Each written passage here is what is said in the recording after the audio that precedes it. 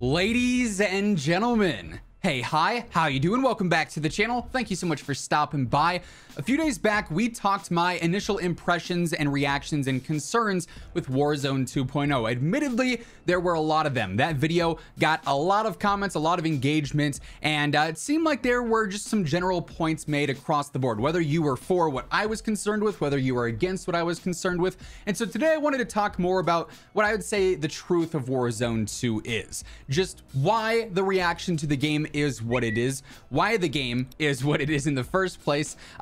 I saw a tweet the other day that I think sums it up very well.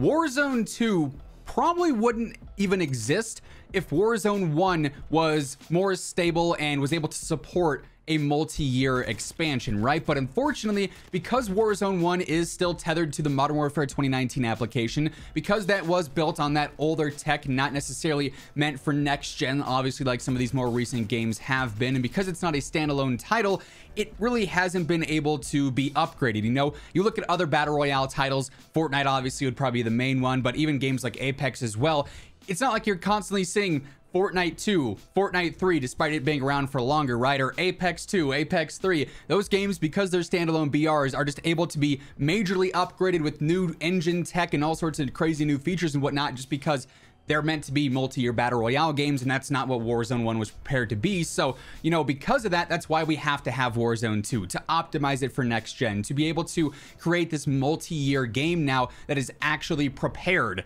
to be a multi-year game. I thought that tweet, I'm not sure who exactly posted it, so I apologize about that, but that tweet summed it up very well. That's why we have Warzone 2. But I also feel like that is a very, very great thing to reference when it comes to the changes of Warzone 2 that has everyone talking about the game right now, either because they don't like them and they're concerned about it, kind of like where I'm leaning, or because they love them and it's the battle royale they hoped that Warzone would be. Now, in my opinion, there's basically like some main core pillars of what is controversial with Warzone 2 gameplay. There's also some things that it seems like the community's honestly very much so aligned with.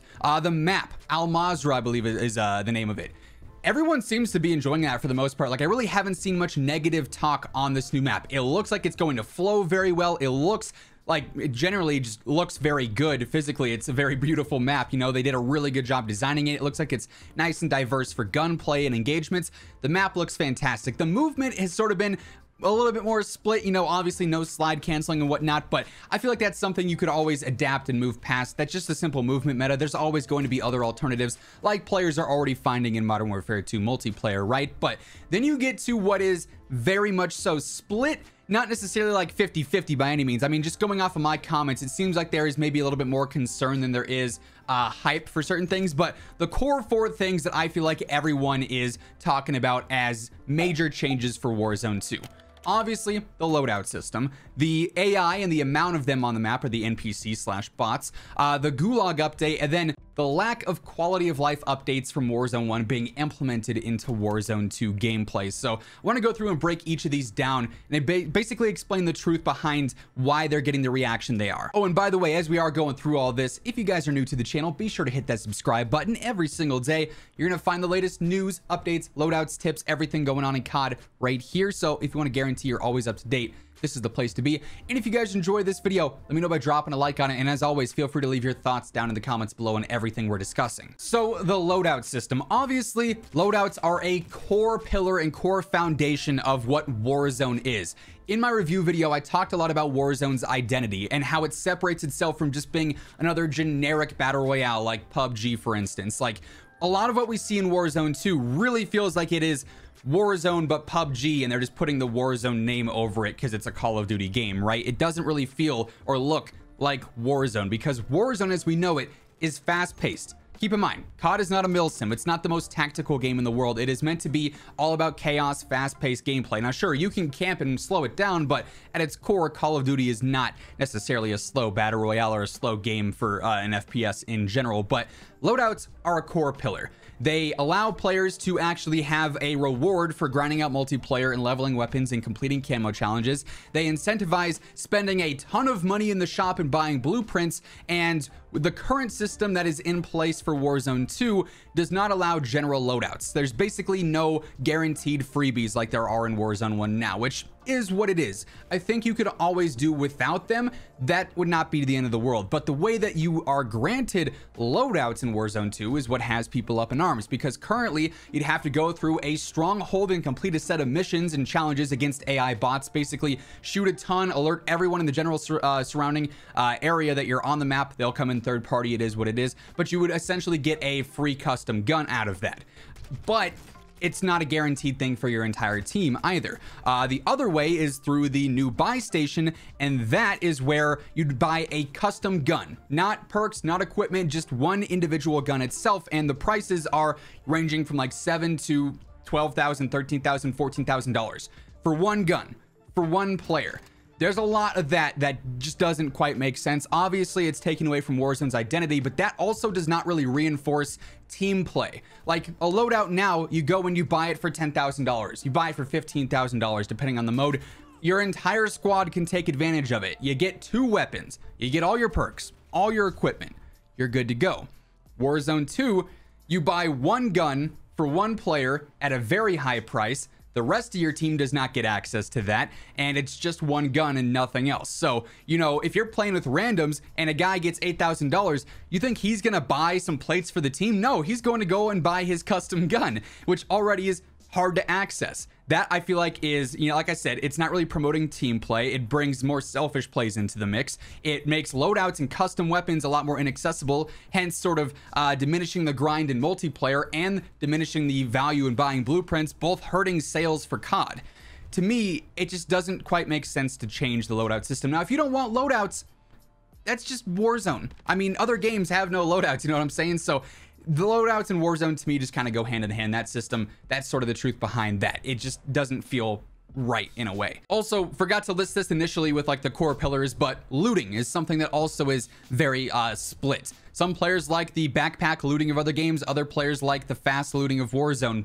The thing is, being that this is Warzone, I think a lot of players were expecting to keep a similar loot system and not revert back to Blackout, or basically, you know, do a 2.0 of Apex or PUBG or Fortnite, these other generic battle royales. Not to throw slide at these other battle royales, obviously they're all unique in their own way, but the looting system is very basic for those. It's a lot more streamlined with Warzone, and again, I feel like that's sort of a defining factor that players look towards when they think of Warzone, because it again promotes that sort of faster paced, hectic, replayable thing, not slowing everything down in time.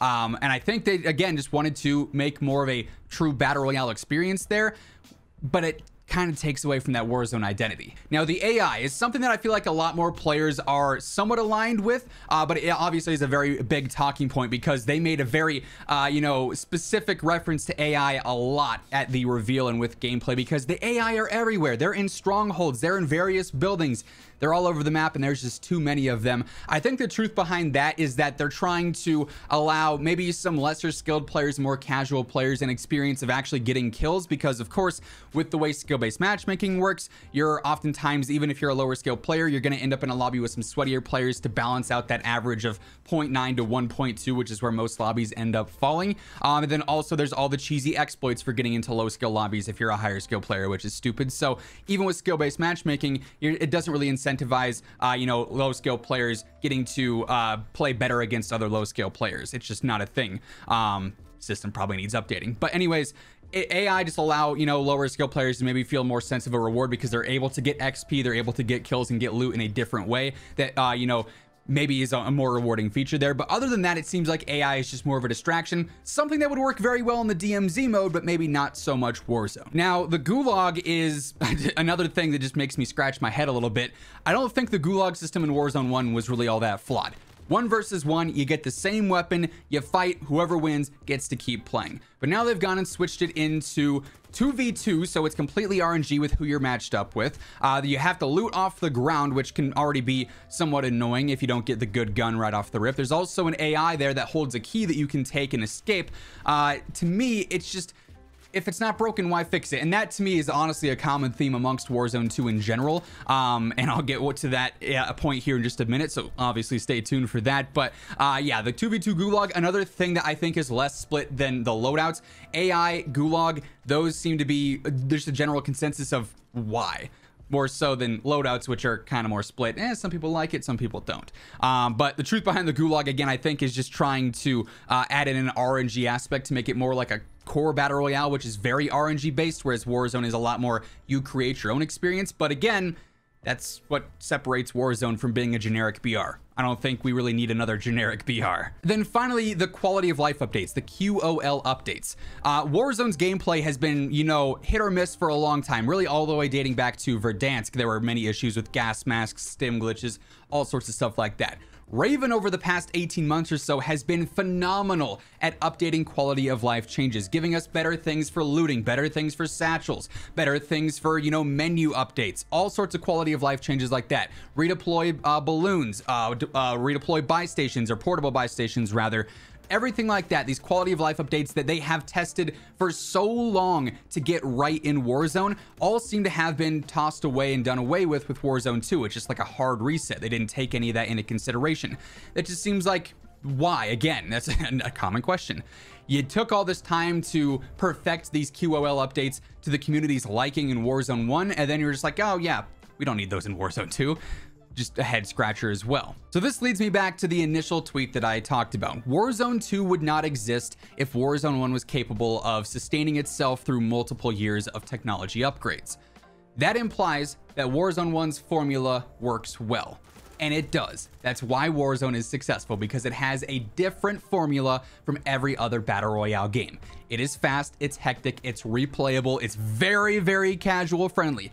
Loadouts are a casual friendly thing. Having ground loot guns only means that a casual player is going to pick up a gun that they are not familiar with, they don't know the recoil pattern. Any decent player is going to have mastered that gun, that casual player is going to get fried, and now the regain for them is harder than ever. They have to depend on a random teammate to win a Gulag, then they have to have one of their teammates buy them back if they lose, but if that teammate has cash to buy a custom gun, why would they spend it on getting a teammate back and not their own personal gain with a custom gun? You see what I'm going here? It just seems like they took away a lot of the casual friendly aspects here. But going back to the core gameplay of Warzone, casual friendly, and it clearly worked. Now, yes, it got a bit stale with the maps not being the greatest, aka Caldera. That seems to have been adjusted here. You need some decent QOL updates to keep gameplay feeling fresh, and I feel like that's what most players were expecting with Warzone 2. This is the truth behind Warzone 2. The reaction that it's getting, I think, is because players weren't expecting major gameplay changes. They were expecting gameplay improvements, building upon what worked well in Warzone 1, enhancing them, optimizing those features, optimizing the game in general, not basically creating a whole new version of Battle Royale and naming it Warzone. So now we're at this area where, obviously, some players hate the new changes, some players love the new changes. We probably should be aiming for that middle ground, right? But there's not that much time to launch. November 16th. At the time that I'm recording this, it's the 20th, so obviously this video is pre-recorded by a few days depending on when I upload it, but we're now under 2 months away from Warzone 2 launching on November 16th. It's not much time to completely change a lot of these core mechanics. Now keep in mind, what we saw was probably a 2 to 3 month old alpha build of the game. They could very well have already gotten underway with changing a lot, and that would be a great thing if so. But if they haven't changed a lot of this core gameplay and they see all this feedback and they're actually going to take it into account and change the game based on this feedback, 2 months, not a ton of time to refine that. So either we're now looking at a place where maybe Warzone 2 needs to be delayed if they want to truly listen to the community's feedback and adjust things based on the reveal, or you stick with launch and maybe you adjust some things, maybe you don't, but it might not go over super well with a very significant chunk of the community. Now obviously, whatever they make is going to be played. It's going to work with a certain amount of players. Could it be its best yet? Could it have insane potential and not reach that? Sure.